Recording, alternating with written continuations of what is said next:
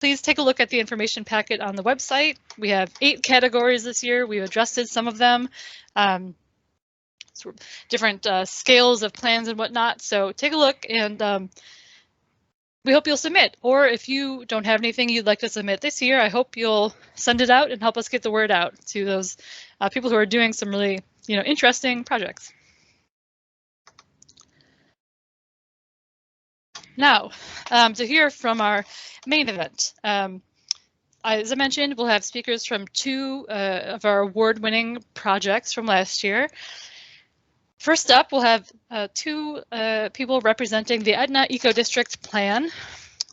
Christine Mondor is a principal with Evolve EA, and she's active in shaping places, processes, and organizations through her work as an architect, educator, and activist. As principal of Evolve EA, she's led teams on award-winning projects as diverse as buildings and landscapes, to educational efforts, to sustainability planning. Anna Rosenblum is also going to be speaking about the Etna EcoDistrict Plan, and she's an associate with Evolve EA. As an associate and senior project manager with Evolve EA, Anna specializes in sustainability consulting for existing buildings, community planning, strategic planning, and stakeholder engagement design, with a focus on high-performing communities such as eco-districts. The second group you hear from is representing the Pasadena Healthy Parks Plan, and again, that's Pasadena, Texas.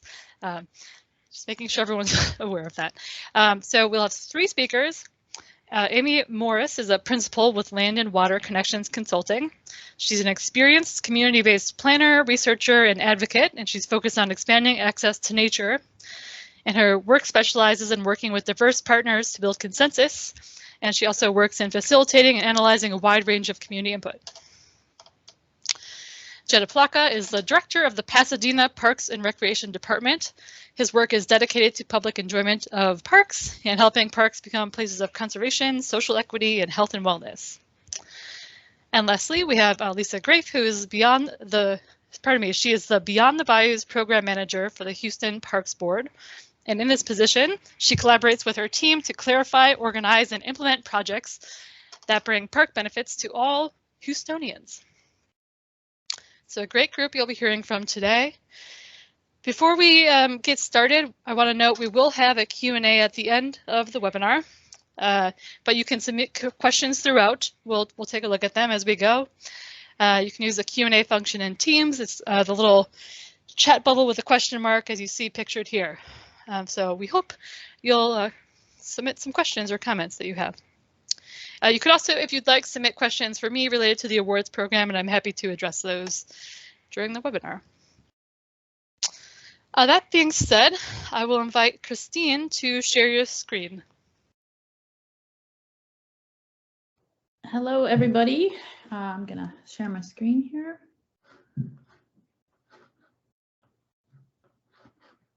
And start our slideshow. So thank you very much for the great introduction. And we're really happy to be here today and really excited to be here with the Pasadena team as well.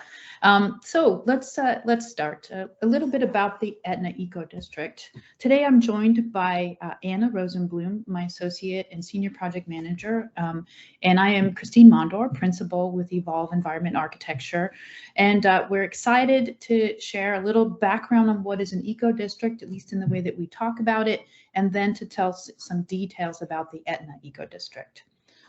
So when we refer to an eco-district, we're talking about a community that has committed to a holistic model of sustainability planning. And we do a lot of work in thinking about the hardware and the software of the community so that people can take ownership over their individual and collective futures. And so when we say hardware, we mean the physical places in the community, the things you can see and touch, and the software that is social and cultural resiliency. And we also take into account the fact that all of the great things that we talk about in urban design and urban planning and how we kind of think about cities is really relevant here. But there's also an aspect of this that is related to the performance, the resources and flows that move through a community and how those things work together. And so today we're going to give you a kind of annotated version of how these kinds of things with water, energy, air, mobility, food, and equity came together to form Etna's EcoDistrict. We'll focus on equity as a kind of umbrella resource, and equity comes into anything from housing and health and culture, education, economy, and identity, and really organizes the way these other categories come to fruition. So I'll give you, for instance, if we're talking about energy, water, or food, we're starting with a question that the community is asking, such as how can it make us more resilient if we're energy independent, or how can we treat water as an asset and not a liability? And an eco-district plan sets measurable environmental goals to help a community become more environmentally and economically sustainable, but it also talks about the mechanisms by which people work together to get there. So for instance, we know that anybody can replace a light bulb, but it will take some kind of community capacity to work together to get to district energy, or to what we've referred to as optimal scale for infrastructure. And so in these projects that we've worked on, we've looked at the kinds of things that people suggest in kind of sustainability related planning, and know that some of the things that are small and quick are really great to do. But ultimately, for long-term effect and for resiliency, we need to hit some of the larger scale things, and that requires community capacity. That means that the community is ready to kind of work together over a sustained period of time to get to scale. And so that means that fundamentally our processes are also organizing those efforts and building that capacity as we're moving through. So we're going to tell you a little bit about one community in a 3 municipality eco district called the Triborough Eco District. Each community is their own eco district. You'll hear about Etna today. But the story of these 3 communities, all riverfront communities along the Allegheny River just outside the city of Pittsburgh, is a really important story because it's about building capacity in one community and then leveraging that capacity across 3 communities in order to have a larger say in their future, but also to have a larger position and leverage point in the systems that they engage. So these 3 communities, what you see in Etna is the last of the 3 to partake in an eco-district plan. So they were able to build on what was done in Millvale and also done in Sharpsburg. Millvale won an SCD award a few years ago. And to leverage that into some new and kind of larger scale efforts. So with that, I'm going to hand it over to Anna, who's going to tell you more about Etna. Great, thank you, Christine. So to give a little bit of background on Etna, as Christine mentioned, Etna is a small borough located on the Allegheny River, right across from the city of Pittsburgh. And I have a little bit of demographic information here on the slide for you. So about 3,400 residents in Etna. The median household income is about $37,000, which when you compare that to the city of Pittsburgh, it's about a $15,000 difference. And there are about 1,600 households in Etna. And so as part of the Etna EcoDistrict planning process, there were several challenges in Etna that we were working to address. One category of challenges, of course, are environmental challenges. So flooding has been an issue in Etna for a while. They're right at the bottom of the Pine Creek watershed before Pine Creek flows into the Allegheny River. So that's one of the big issues we were looking at. Air quality is also an issue. So the greater Pittsburgh region has consistently ranked as one of the worst cities for air quality across the nation. So that was another issue we were looking at. And then there were many other environmental challenges you'll hear about, like access to food and some other things. Another challenge we were looking at through this process was a challenge of distributed leadership. So the borough of Etna has been really active in environmental projects for a while. They've had a lot of success with it. And there are many small groups in Etna that have also been hard at work over the past several years and honestly decades working on these issues. But there wasn't yet a common vision or kind of a network or a way for them to kind of all work together towards a common goal. So building community capacity under a common vision was a big goal or challenge we're trying to address through this process. But there were also many opportunities we had to work from, institutional knowledge being one of those. So Christine mentioned that Millvale and Sharpsburg had gone through eco-district planning processes before, And so Etna was able to kind of take some of those lessons learned and rework the process to best meet their needs and kind of learn from some of those challenges. Another great opportunity in Etna was time. So this was a 2-year process. Many other planning processes don't have that benefit of the full 2 years. And that really allowed us to work kind of at the speed of trust, to learn together, to plan carefully, and to also think about implementation while we were still in the planning process. So I mentioned this was a 2-year process, and it actually began with a series of community leaders who started meeting every couple of weeks to talk about what eco-districts are, how this planning process could benefit Etna, how they wanted to redefine what an eco-district is for their unique challenges. And through this process, many of the leaders who were engaged in those conversations actually went on to form a nonprofit organization called the Etna Community Organization, or ECO for short. So they became the primary steward of the eco-district planning process as well as the plan. And so that group works in close collaboration with the borough of Etna, including the borough manager, who, as I mentioned, had implemented many projects before the eco-district was established. And so they work very closely together through this effort. And so in early 2018, we kicked off the planning process, and this first year was really focused on community education, community capacity building, as well as technical analysis around those 6 quality of life areas that Christine had shown earlier. So every month had a different theme. We went through energy, water, mobility, food, etc. And we kicked it off with a big community meeting that was focused on that theme. We shared some technical analysis. The community shared their lived experience and their stories around these topics. We had dinner together, and it was just a really great way to kind of share information and create a good foundation for the plan.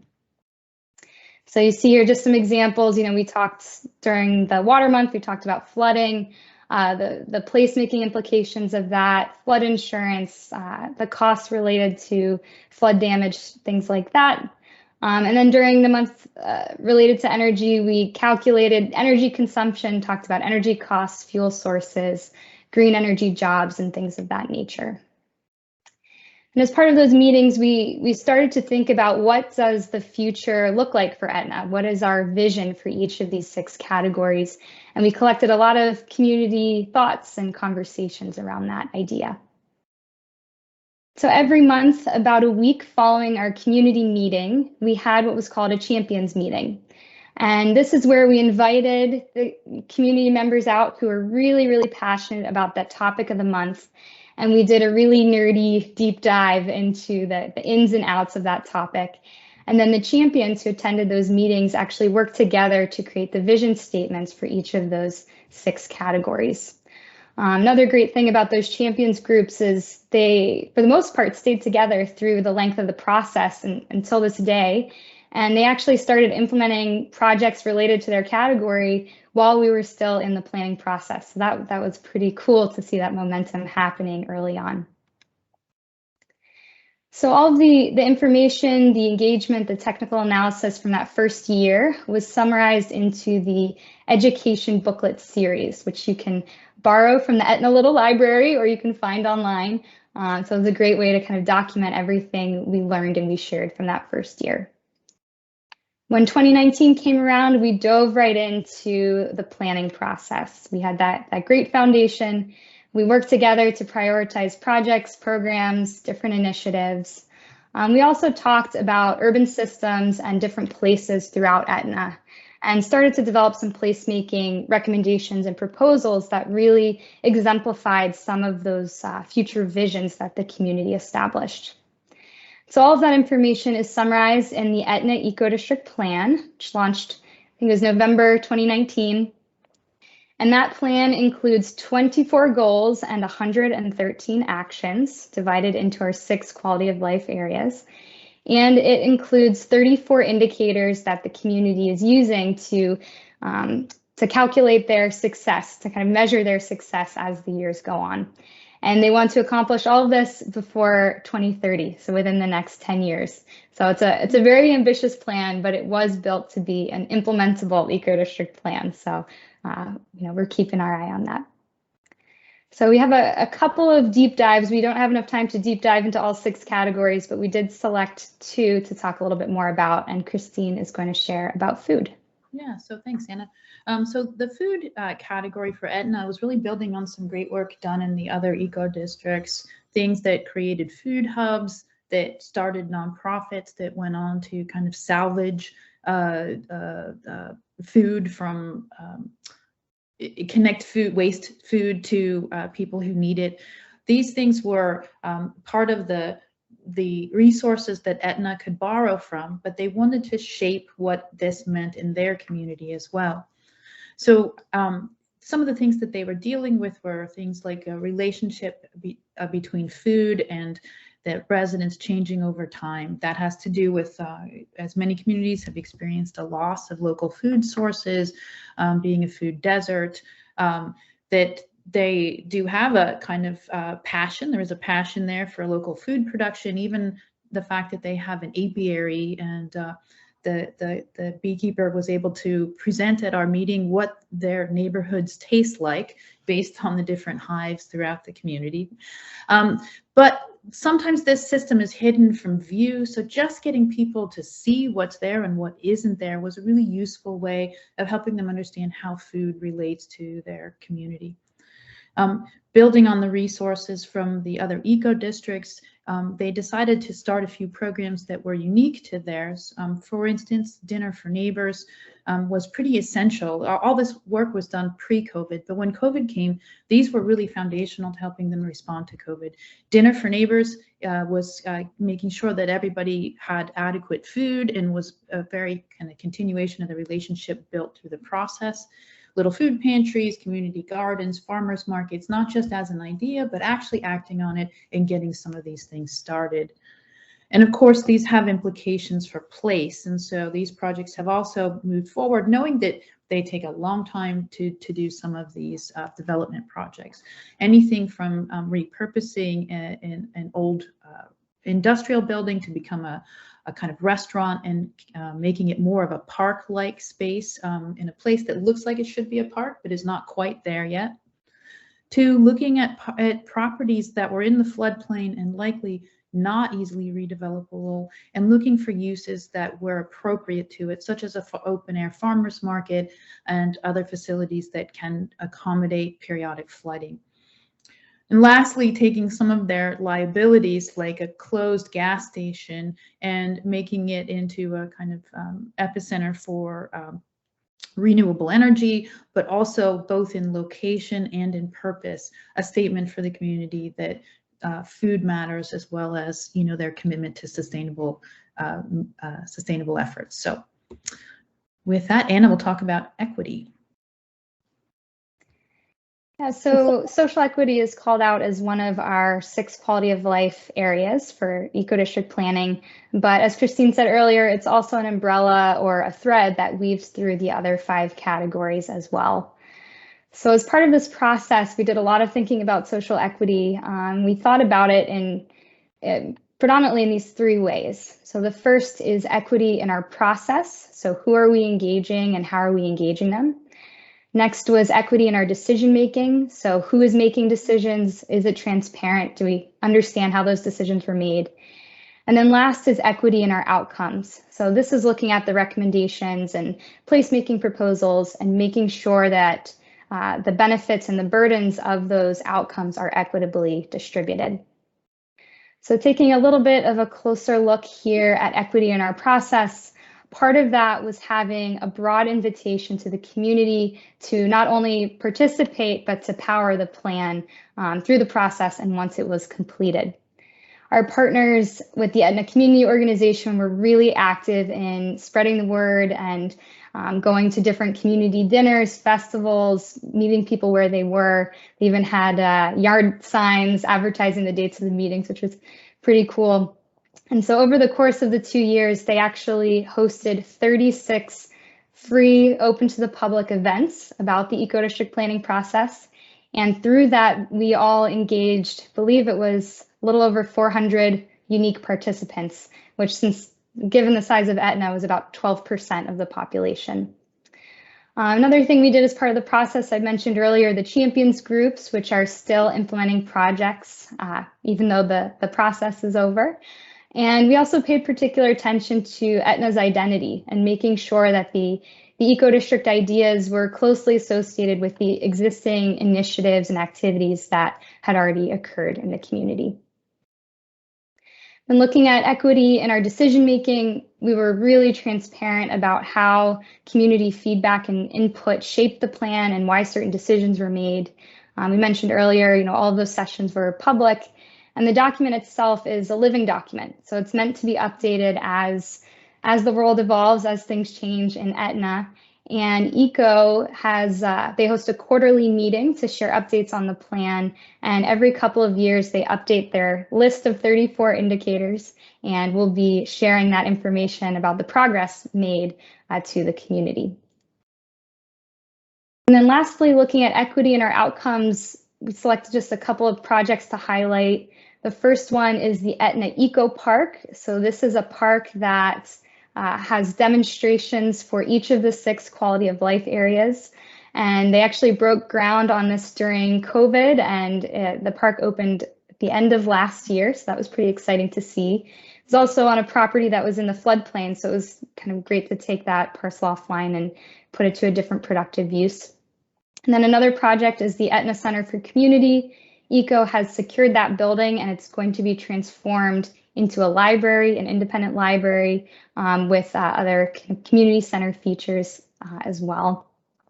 And then lastly, thinking about outcomes, not just placemaking outcomes, but community capacity building and agency outcomes.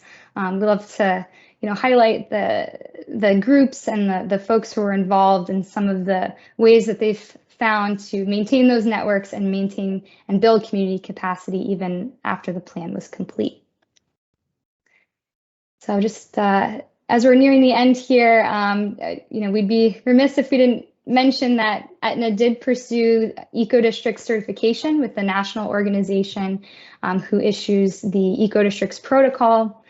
And through that process, Etna made a commitment to become carbon neutral by the year 2050, which for a small borough felt like it was a really big accomplishment. And Etna actually became the first certified eco-district in the world at the conclusion of the planning process, which was really exciting for everyone in the community to be highlighted on a national stage about the work that they have been doing, and kind of all celebrate those 2 years together. And then following that, their neighbors in Millvale and Sharpsburg also achieved eco-district certification. And then, of course, we feel very honored to be recognized by APA, Sustainable Community Division, AIA, and some other groups for the planning efforts. It's really kind of validated the community outcomes as part of this project, and the community is very excited about it as well. Thanks. Yeah, thank you so much for joining us, and we're happy to answer questions today, or please do get in touch. Okay, well, thank you so much, Christine and Anna. If you do have questions for them, just put them in the Q&A, and we will pull those up in just a bit. But for now, I will invite Amy to share your screen to get us started with the Pasadena Healthy Parks Plan. Great, thank you so much. We are also really happy to be here presenting with the other team and just sharing some of this work with you all. All right. So our project team includes the Pasadena Parks and Recreation Department, Houston Parks Board, Assaker Robinson, which is a design firm, and myself representing Land and Water Connections Consulting. And the work was funded by the Houston Endowment and Pasadena Vibrant Community. Pasadena, Texas is right outside of Houston. It has a population of about 150,000 residents, and it's over 70% Hispanic Latinx, which is the highest percentage in the greater Houston area. And those demographics have changed a lot in the last 20 years. And the city's last Parks and Recreation Master Plan had been from 1998, which was before that big demographic shift.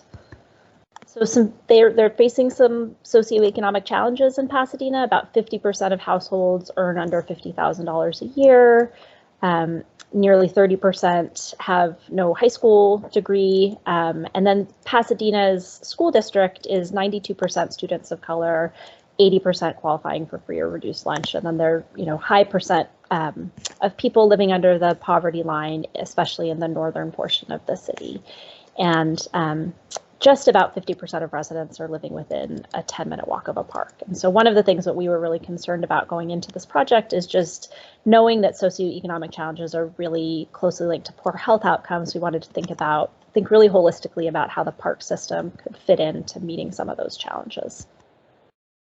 This is the collaboratively developed vision statement that we developed as part of the project. So our vision is a healthy, thriving, and connected Pasadena where safe, beautiful, and welcoming parks ensure that everyone has a place to belong, be active, and enjoy nature. So that's kind of the North Star of this process.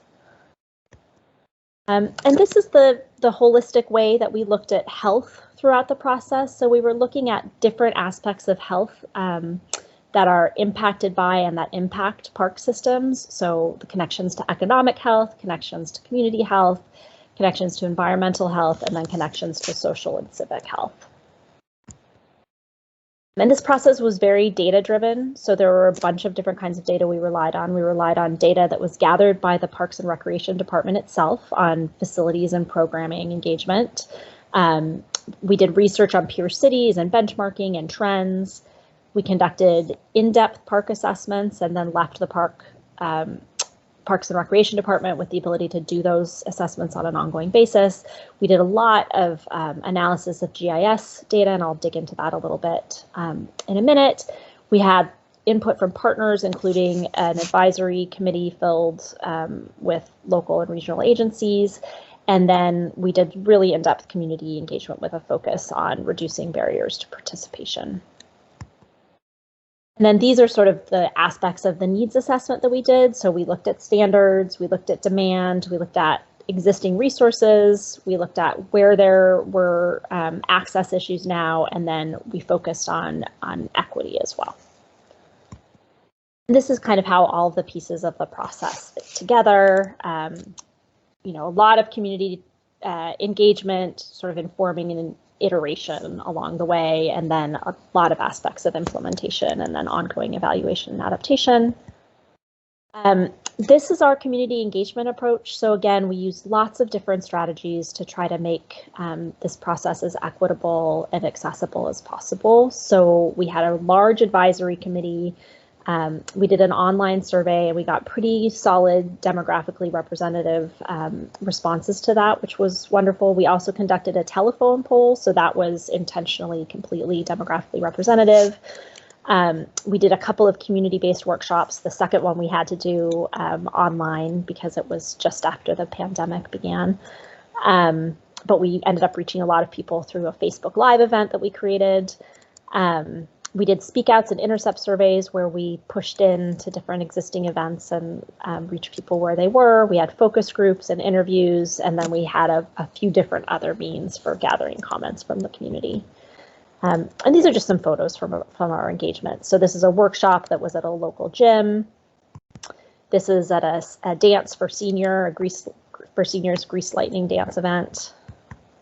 And then the mapping process, again, was really central to this effort. So we looked at different sets of spatial data and we layered them on top of each other to come up with several different indexes, and then layered those indexes on top of each other to come up with a final suitability analysis.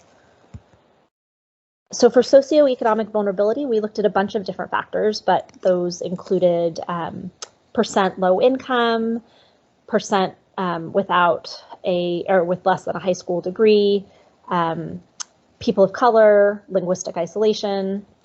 For community health, we looked at things like level of poor mental health, food access, asthma, heart disease, and exposure to extreme heat. For environmental risk, we looked at flood zones, we looked at truck routes, we looked at heat islands, and we looked at sea level rise. For environmental value, we looked at factors like existing tree canopy, species richness, locations of remnant wetlands. And then for park access, we looked at some factors that are related to the kind of 10-minute walk analysis that the Trust for Public Land does that some of you might be familiar with. So we looked at watershed, then we also looked at park amenities, population density, percent low income, and percent residents under 19 to prioritize some areas where there were significant gaps in park access. And we layered those all on top of each other and came up with some places that we're in particular need of new park spaces and improvements to existing park spaces. So all of this got wrapped up into a big report where we outlined community-based park system goals in several different categories. So we looked at accessibility, expanding close to home access to parks, ensuring that the parks are safe, welcoming, and well-maintained, ensuring that parks, trails, and facilities and programming are improved in ways that help increase community health. We really tied into environmental resilience, so using parks and park improvements to promote environmental resilience, connect people to nature, reduce flooding vulnerability, reduce exposure to pollution and flooding and extreme heat. Looking at connectivity, so expanding connectivity of parks and trails so that residents can all have safe access to active transportation to reach parks and close to home access to parks.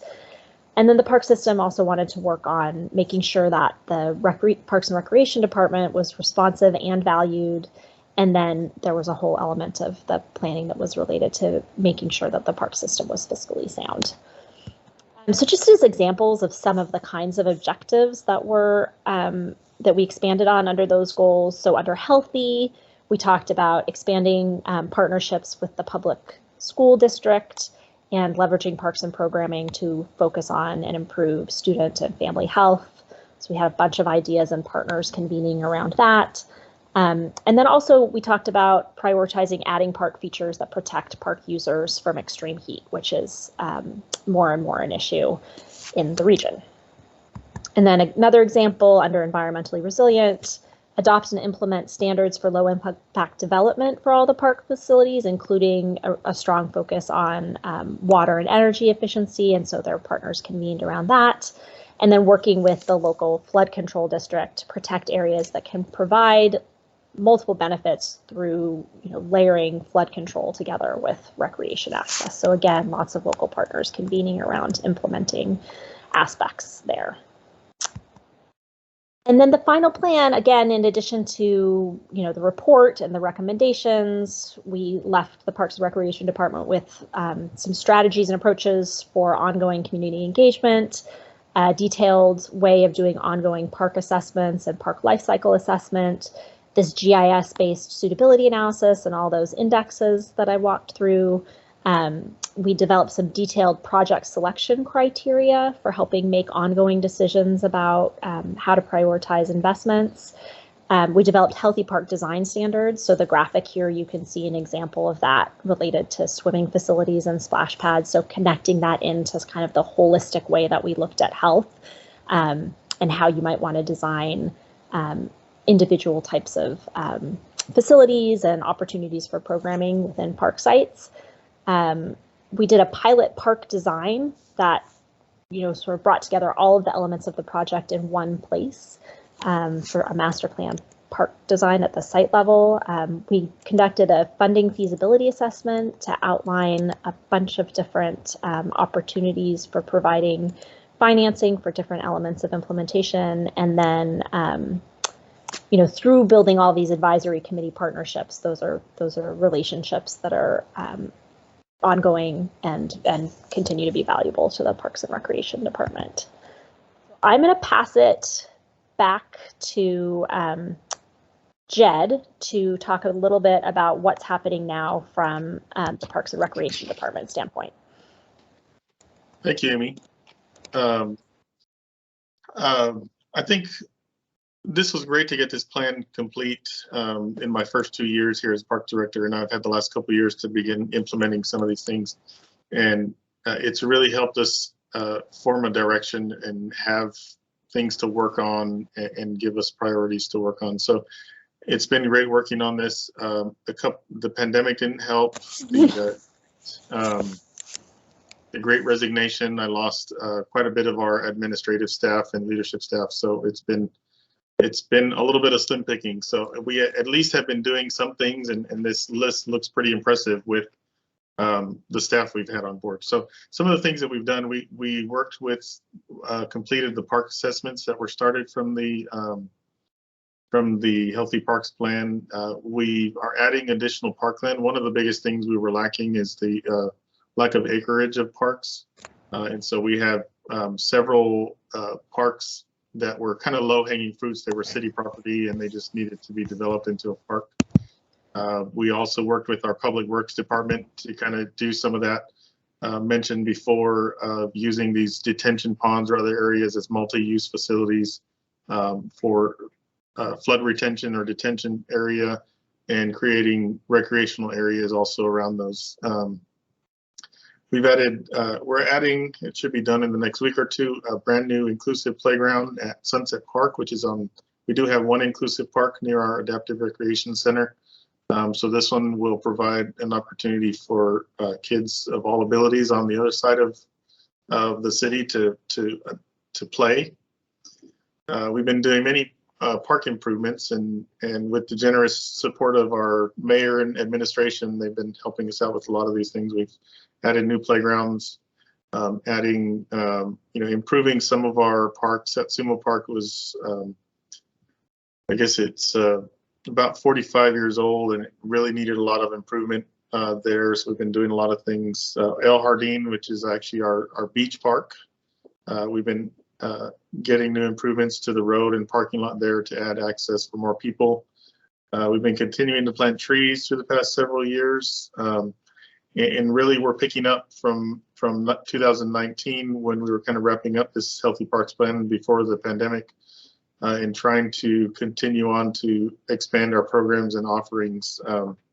And having the Healthy Parks Plan as part of our kind of repertoire as we apply for grants and other things has really benefited us on giving direction and helping us work with other partners in collaborative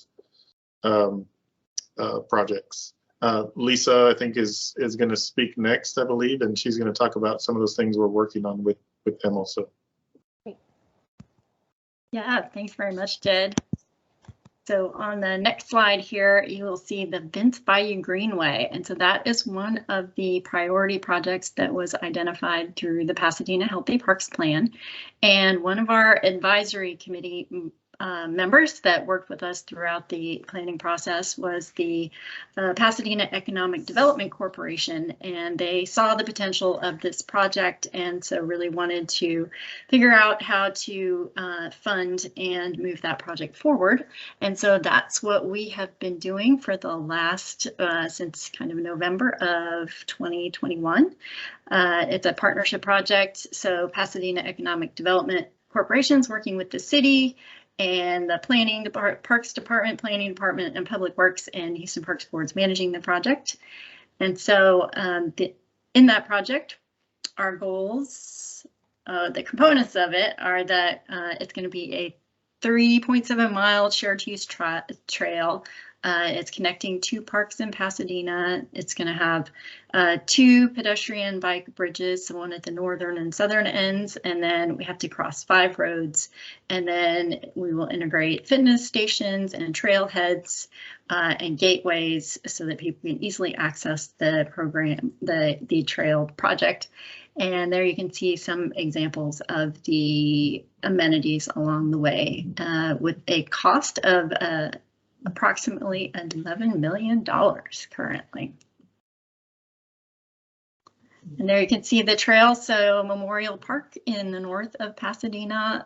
The trail runs south all the way to Strawberry Park. So the main short-term goals really are that connection between parks and then between the schools and other parks and retail and houses along the way.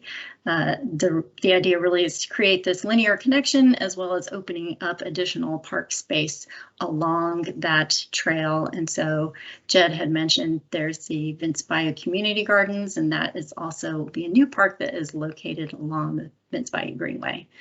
And of course, we wanted to continue this in the same vein as the Pasadena Healthy Parks Plan, with involving the community as much as possible so that they know what's going on and get input into the development of the project. And then our long-term goals match really what the Healthy Parks Plan is talking about. It's improving community health, improving environmental health, and educating people about the environment along the bayou and the ecosystem benefits that brings, as well as providing safe hike and bike routes that add to the multimodal options in Pasadena, Texas. So really following along exactly with what the plan had stated in the first place, a healthy Pasadena. So this is where we are now. We completed the planning study in 2021, and we are currently in the design process, right at about the 30% mark. And so there is a land acquisition component to it that we are also undertaking at the same point. And our community meetings, you can see on the screen, we had a walk and talk at one of the parks to tell people, get people out and involved in that park, and then let them know about the project itself.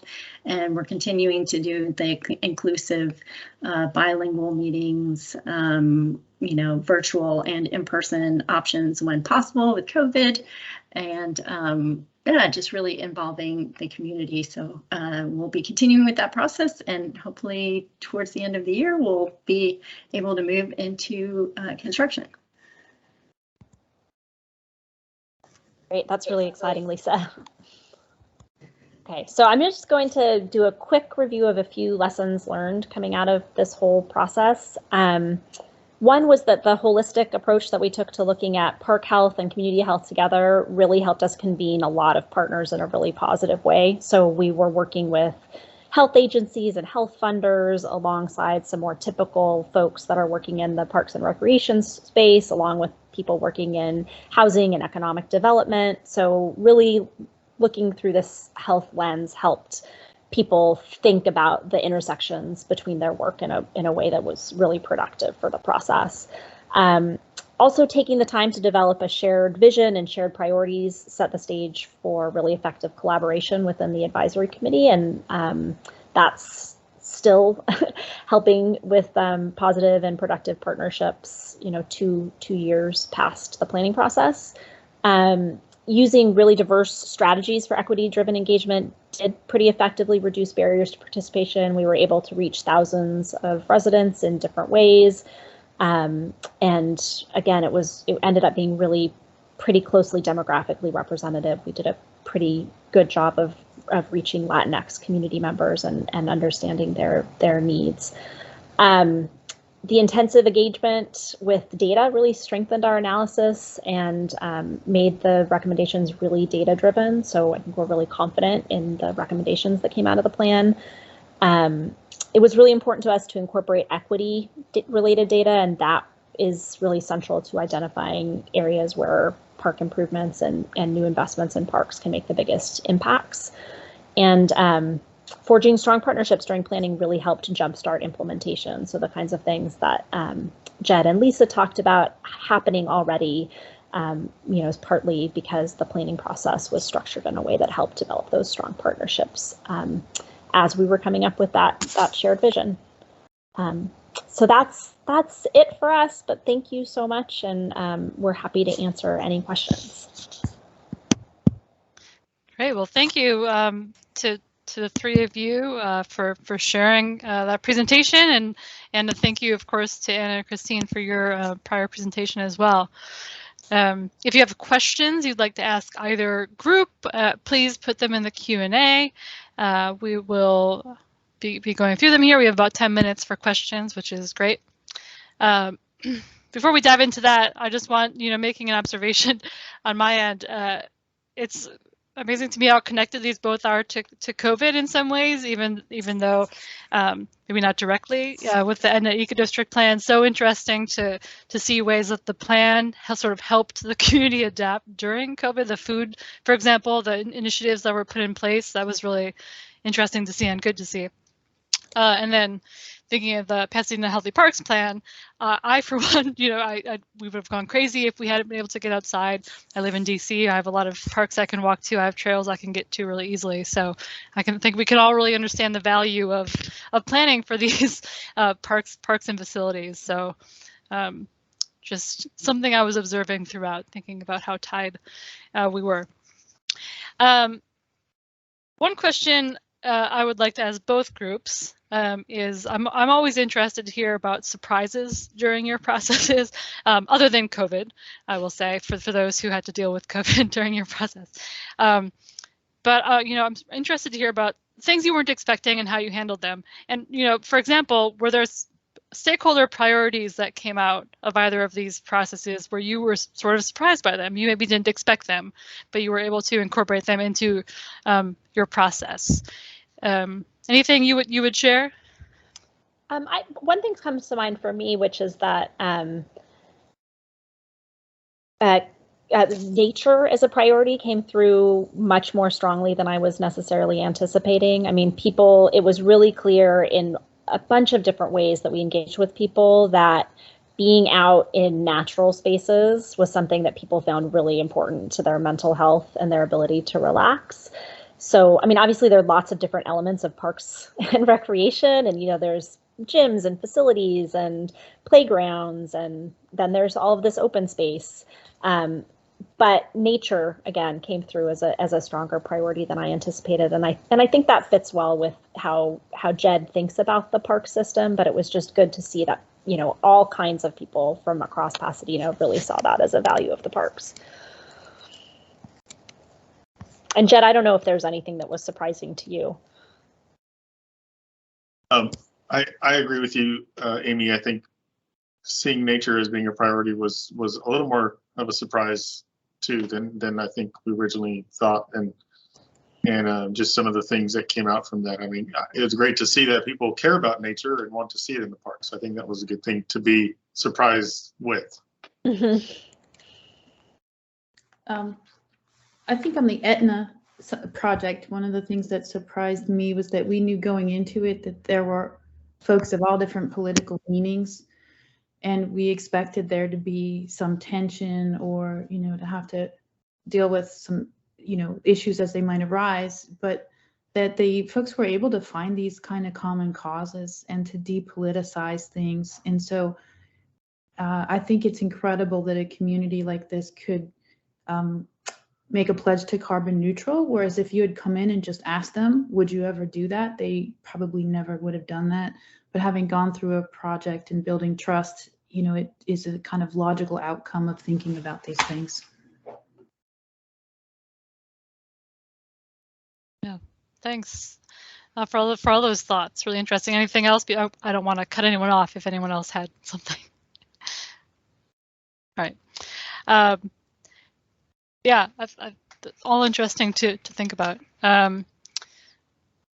One of the other things, questions I had about going back to eco districts was, and I'm not, some on the call may be really familiar with the eco districts program. I'm not one of those people, though I would love to learn more about it. But you mentioned the champions that were involved, and they were really involved in creating the visions for each category, and they sort of met. You had these really sort of in-depth conversations about these different topics. Is that pretty standard with, these eco districts processes, or was that really unique to this community? Anna, do you want to take that? Sure. Yeah. So, that we've got the kind of the national protocol and the certification process, which Etna, and then Millville and Sharpsburg went through. And so the champions group was not, a requirement as part of that certification, but it was something that we worked with the Etna community organization to develop that was kind of unique to the Etna process. As part of that process in our community engagement plan, we were trying to find different ways to engage folks at different levels. And so that became one of the strategies to kind of more deeply engage folks who had the interests and the capacity to engage in those deeper conversations. Okay, great. Yeah, I thought Interesting. And as you mentioned, it's nice when you have the time to take a 2-year process, and that's really nice that you were able to break it down into those different pieces. That's not something that we're often able to do. Do you think the size of the community, given that Etna is a smaller community, does that really lend itself to getting people involved in that more in-depth way? Is this something that can be easily done in other places as well? Well, let's see how our opinions compare, Anna.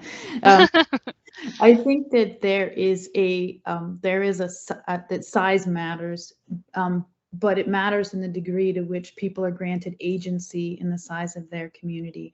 And in each of these eco-districts, the kind of small group of crazy people who start out saying, hey, we should think about an eco-district, they gather people around them in a way that they make a group that's larger than just them. And then they often find themselves kind of looking for positions of leadership. And so maybe they run for council, maybe they run for mayor. They really understand that they're in a position to get things done. And I think that matters, that leadership matters as much as size. And so even in a larger community, if you have people who have the ability to take leadership and to have the inclination to bring people along with them, there's this theory of first follower. You're just the crazy guy dancing on the hillside till somebody else dances with you. And so I think that that's what is important about this. It's not so much about the size that it is about people's desire to lead, I think.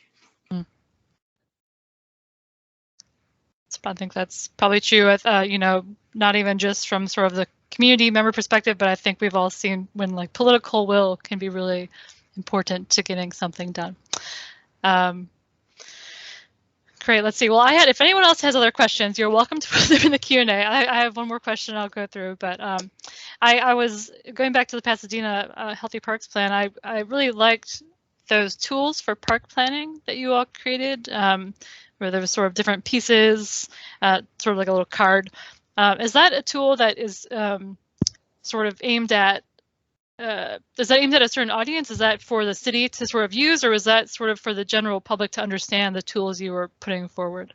Yeah, kind of all three. So it was for the city to use, it was for partners to use and hopefully adopt as part of whatever planning they might be doing related to parks. And then it was also, a communication tool to sort of illustrate how all of the different elements of thinking about healthy parks can come together in different pieces of design. Got it. Great. I think that's a really great precedent for putting out to people. That's really easy to see in a snapshot. Yeah. Thanks. Let's see. There's one question here that just came in. What equity factors were used in the data collection? Michael joined late, so he might have been referring to Pasadena, given that you all spoke second. So were there certain equity factors that were used? Yeah, my guess is that we used about 20 different data layers related to equity when we were doing the GIS analysis. So I don't know if that's what he's asking about, but definitely there were a bunch of data just coming from the census around linguistic isolation, income, level of education, just to identify places where there might be more socioeconomic vulnerability and poorer health outcomes. And then we did look directly at health outcome data as well from the equity perspective. So really trying to identify places where close to home access to parks and programming and facilities could potentially do the most to help improve health outcomes with that equity lens. And some of that might have been on some of the maps you had early in your presentation too. So the question asker, once we post this, you might be interested to go back if you had come in after some of that and look at some of that as well. Yeah, and the full report has a lot more detail about all of the kinds of data that went into that. Okay, great. see. Well, so it is 5 o'clock. So we will give, well, 5 o'clock my time, East Coast. We will go ahead and get wrapped up. But thank you so much to all of our speakers. Congratulations on your award win. If anyone else is on and you're interested in submitting an award for this year, nomination, we'd certainly welcome that through next Friday. Again, the deadline has been moved back a week to next Friday, the 11th. So thank you, everyone, and we'll see you again soon. Have a good night. Thank you. Take care.